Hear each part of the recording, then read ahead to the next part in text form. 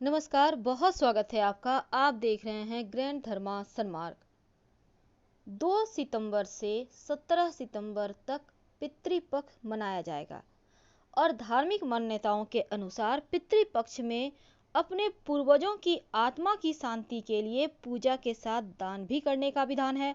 और पितृपक्ष में दान पुण्य करने से पूर्वज प्रसन्न भी होते हैं और आर्थिक समृद्धि भी बनी रहती है। इस समय किए गए दान से पितरों को तृप्ति मिलती है और उनका आशीर्वाद हम सब पर बरसता है। ऐसे में कुछ चीजें का दान का वर्णन हमारे शास्त्रों में आता है। पहला है, आप कौवा को कुछ न कुछ खाने को नित्य दिन जरूर दें, क्योंकि कौवे के माध्यम से पितृदेव तृप्त होते हैं, वो भोजन ग्रहण करते हैं। ऐसे हमारे यहाँ प्राचीन समय से ही मान्यताएं चली आ रही है, इसलिए कौवों को कुछ न कुछ खाने को जरूर दें। दूसरी बात, चूंकि पितृपक्ष में पितरों को तृप्त करने के लिए निर्धन व्यक्ति को भोजन कराना या ब्राह्मणों को भोजन कराना भी अनिवार्य है। यहाँ पर भोजन दान की महिमा बताई गई है। आप किसी को भी खाना जरूर खिला सकते हैं। कहते हैं तिल, काला तिल भगवान विष्णु को सबसे प्रिय है और साथ ही श्राद्ध के हर कर्म में तिल की आवश्यकता होती ही होती है। श्राद्ध पक्ष में दान करने वाले को कुछ भी दान करते समय हाथ में काला तिल लेकर ही दान करना चाहिए।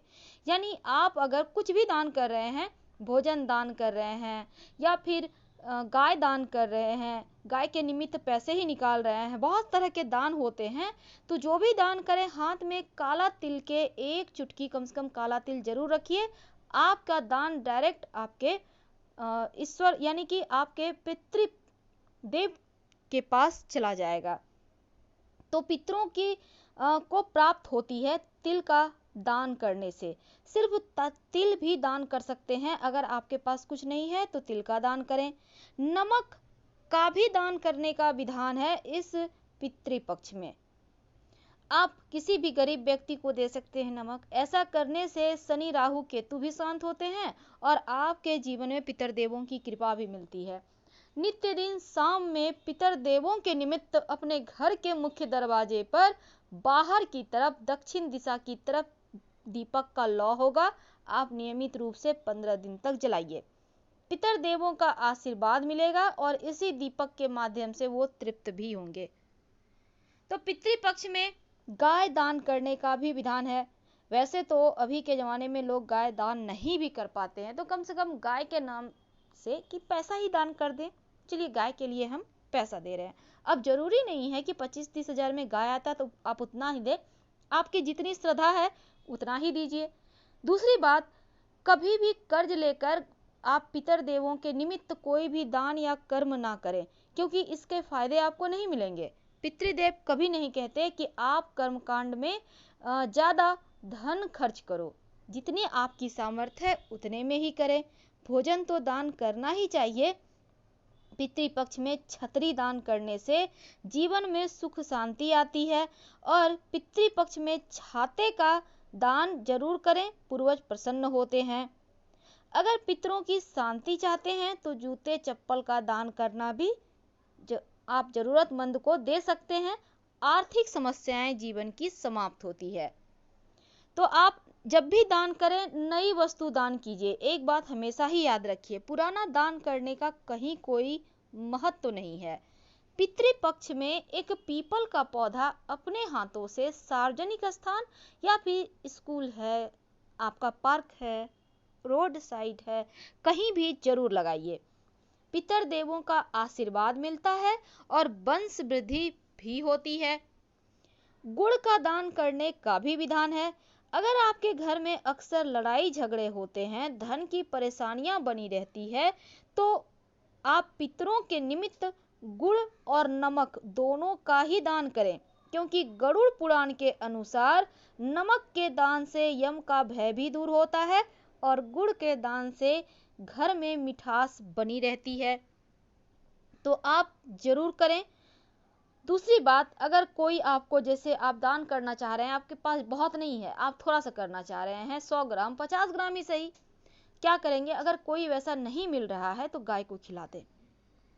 वस्त्र का दान करने का भी विधान है, क्योंकि हमारी तरफ पूर्वजों पर भी मौसम का परिवर्तन का प्रभाव पड़ता है, उन्हें भी सर्दी गर्मी का एहसास होता है। तो यहाँ पर अपने वंशजों एवं पुत्रों से वस्त्र की कामना पितरगण रखते हैं। जो व्यक्ति अपने पितरों के निमित्त वस्त्र का दान करता है, उन पर सदैव पितरों की कृपा बनी रहती है। आप कोई भी वस्त्र जो आपका सामर्थ्य है, नए कपड़े दान करें। वैसे तो पुराणों में पितरों का निवास स्थान चंद्रमा के ऊपरी भाग में बताया गया है। इसी अनुसार पितरों को चांदी की वस्तु प्रिय मानी जाती है। तभी तो माना जाता है कि चांदी, चावल, दूध से पितर प्रसन्न होते हैं। इसलिए पितृपक्ष में चांदी का भी दान करने का विधान है। वैसे तो हमारे शास्त्रों में पौराणिक समय की बात है तो ऐसे में भूमि यानी जमीन का दान सर्वोत्तम माना गया है, और महाभारत के अनुसार गलती या अनजाने में हुए पापों से मुक्ति भी भूमि का दान करने से मिल जाता है।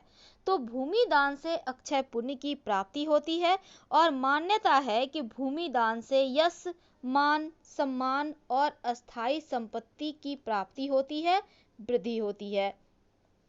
तो इस तरह से आप पितरदेवों की कृपा पा सकते हैं और पितृदेवों को प्रसन्न कर जीवन में तरक्की भी कर सकते हैं। तो पितृपक्ष, हालांकि इस बार आपको तो हमने बताया, मृत पूर्वजों का श्राद्ध किया जाता है, और मरण तिथि जिनकी जिस दिन होती है उनका श्राद्ध उसी दिन करने का विधान है। हालांकि इस बार लॉकडाउन के कारण बहुत सारी परेशानियां तो जीवन में है, लेकिन हाँ, आप बहुत जैसे घी का दान करने का भी विधान है। पात्र के साथ, यानी जिस बर्तन में, डब्बे में है, उसके साथ ही अगर घी का दान कर दें तो आपके परिवार के लिए शुभ और मंगलकारी होता है। अगर अनाज का दान करते हैं, जैसे गेहूं है, चावल है, तो आपके जीवन में कभी अन्न का अभाव नहीं होता, मनोवांछित फल की प्राप्ति होती है। सोना का दान करने से कलह कलेश का नाश होता है। अगर सोने का दान संभव ना हो तो सोने के दान के निमित्त यथाशक्ति धन का भी दान कर सकते हैं। तो छोटे छोटे चीजें जीवन में बड़ी बड़ी खुशियां लाती है। आप पितृदेवों के निमित्त कुछ करें या ना करें, कम से कम थोड़ा सा काला तिल का ही दान कर दीजिएगा, ये सबसे अच्छा रहेगा।